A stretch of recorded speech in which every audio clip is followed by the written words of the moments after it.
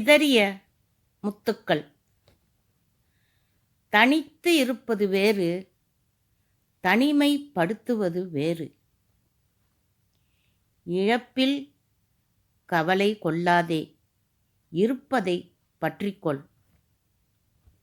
புறம் பேசுவோர் கோள்களை கேட்டால் குடும்பம் அமைதி போகும். கொடுத்த கடனை கேட்காவிட்டால் வராமலே போகும். பொய்யான மனிதரின் பாசத்தை மெய்யென்று எண்ணாதே. பசுத்தோல் போர்த்தி இருக்கும் புலியைப் போல. புறவழிக்கு மட்டும் வெளிச்சம் தேடாதே, அகவழிக்கும் வெளிச்சம் தேடு.